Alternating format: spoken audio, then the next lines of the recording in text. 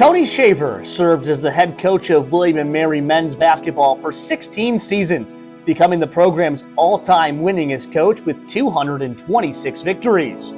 A two-time CAA Coach of the Year and National Mid-Major Coach of the Year finalist, Shaver ranks 5th in CAA history with 138 league wins. Under his leadership, the Tribe posted 4 20-win seasons, including 3 straight from 2014 to 2016, and captured the 2015 CAA regular season championship. Twice he guided W&M to the NIT, marking only the second and third postseason appearances in school history. Before his arrival in 2003, the Tribe had just 2 CAA tournament wins in 18 years. Under Shaver, they earned 14 and reached the CAA title game 4 times. In all, 25 of his players earned all CAA honors, with 6 named to the first team. He coached a CAA Player of the Year, 2 Defensive Players of the Year, and 2 Rookies of the Year. Off the court, his student athletes excelled, earning 6 CAA Scholar Athlete Awards and 6 Dean Ehlers Leadership Awards. Shaver also helped launch 25 professional careers overseas. 4 players were G League draft picks, and Marcus Thornton became the Tribe's first NBA draft selection in over 30 years. Before W&M, Shaver turned Hampton-Sydney into a Division III powerhouse, winning 358 games, 8 conference titles, and making 11 NCAA tournament appearances, including a national runner-up in 1999. A 1976 North Carolina graduate, Shaver played under legendary coach Dean Smith and was part of 2 NCAA tournament teams. From walk-on to record-breaking coach, Tony Shaver's career has left an enduring legacy of excellence at every level of the game. Tony Shaver, welcome to the William & Mary Athletics Hall of Fame.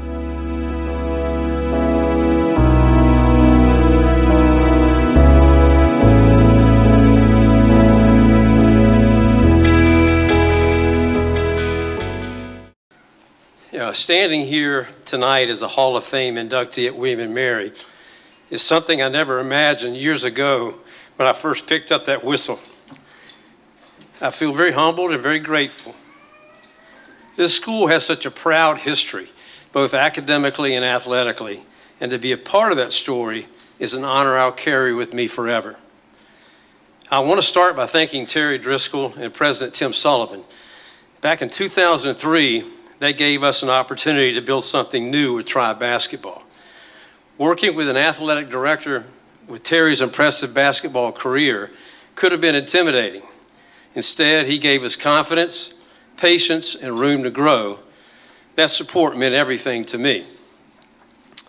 And today it's exciting to see where the program is heading again. Thanks to Brian Mann and Brian Earl, Tribe basketball is back on track. I can tell you, walking into Kaplan Arena last January for the Gold Rush game, great crowd, new scoreboard rocking the gym, it felt really special. The team battled back for a big win, and you could feel the NCAA dream come alive again. Every player who's ever worn a Tribe jersey has been chasing that dream. The truth is, success in this game comes from surrounding yourself with the right people. Players, families, coaches, and staff. I'll always be grateful to the young men who chose William & Mary, knowing that it demanded their very best in the classroom and on the court. They let us push them, they let us coach them, they let us challenge them. The way they grew as players and as people was the greatest reward for me as a coach. Our first group, back in 2003, 2004, guys like Hawley Smith, Adam Trumbauer, Taylor Mokris, Nick D'Antoni, Brian Hutt, Adam Hess, they set the tone. They built the foundation and raised the standard for Tribe basketball. The 2008 team gave us a ride we'll never forget. The first of 4 CAA championship games, leaders like David Schneider, Limas Casilius, Nathan Mann, Danny Sumner, Marcus Kitts, they led with very unselfish play. Sadly, we lost Danny and his young son in a tragic accident this past summer. We send love to his family. I'll never forget David, who was the coach's son, whose father told him, "You may not be the best player on the court, but you can always be the hardest worker." Our team really demonstrated that principle in every practice and in every game. And then there was Chris Stratton, a walk-on who gave everything to his teammates. Before the CAA tournament run, the guys were pretty tired and fairly uptight, so we decided to stage an early practice exit. Now, if you don't know Chris, he's never made a mistake. He always does everything just right. Chris didn't know why, but I told him to deliberately mess up several plays in practice that day so I could kick the team out of practice. He sold it perfectly, let me tell you. And as the team headed down the stairs to the locker room where we had ice cream sundaes set up and waiting for the guys, I heard Danny Sumner say, "That man's tripping." So we all laughed. We loosened up a little bit, and then you know what happened. Buzzer beaters in 3 straight games and got us into the championship game. That team was on a mission because they believed in something greater than themselves. Marcus Thornton was a game changer and arguably the best player to ever play at William & Mary. Quinn McDowell personified the true scholar athlete. Terry Tarpey, Omar Pruitt, Sean Sheldon, Daniel Dixon, David Cohn, Nathan Knight, and many others left a mark, not just in the record books, but in how they carried themselves. They went on to play professionally, to coach in the NBA, to build families, and to find success in life. But it wasn't just the players. Tribe basketball was lifted by a whole community. Jim and Jane Kaplan, Billy Barnes and his buddy Jack, Ben Pomeroy, Charles Hungerford, Mark Batesel, John Leone, Ken Tyler, Mark Bodie, and I could go on, and all the students and all the alumni and fans in the William & Mary area who packed Kaplan Arena, thank you. You made every buzzer beater, every upset, every tournament run an unforgettable thing. Together, we went toe-to-toe with the best in the CAA and defeated VCU, Old Dominion, George Mason, UNC, Wilmington, and others. This was during the years now when George Mason in 2006 and VCU in 2011 made it to the NCAA Final Four. The CAA at that point was rated as the top mid-major conference in the country. It was a pretty tough place to try to build a program, I can promise you that. But outside the conference, we defeated ACC foes, Maryland, NC State, Wake Forest, Big Ten opponents, Rutgers. We showed that William & Mary could compete with anyone. Our assistant coaches, quite frankly, were the backbone of our program. A lot of these guys are here tonight. I would like for you guys to stand up if you would.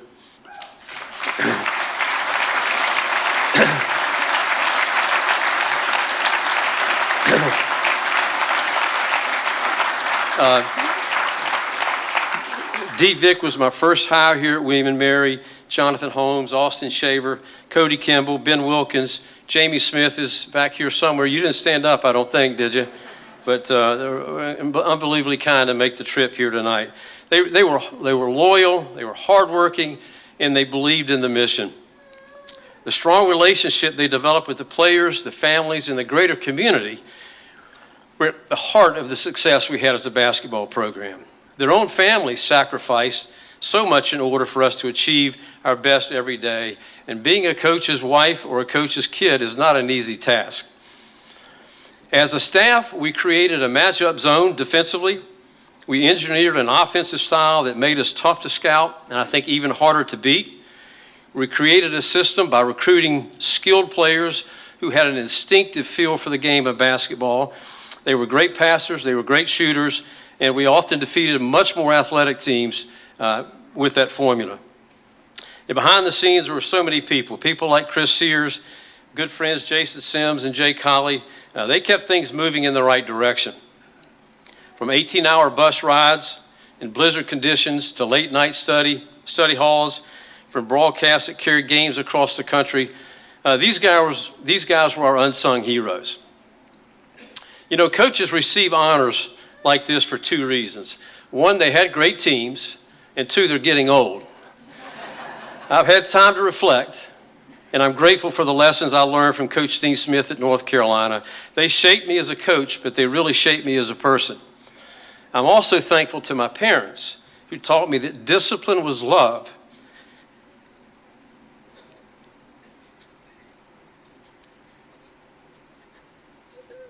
the expectations of high standards balanced with deep care. That's true love. And finally, to my own family.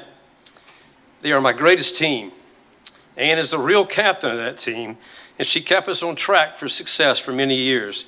She was a surrogate mom to all the players who became part of our family over the course of my 43 years of coaching, and I love her for it.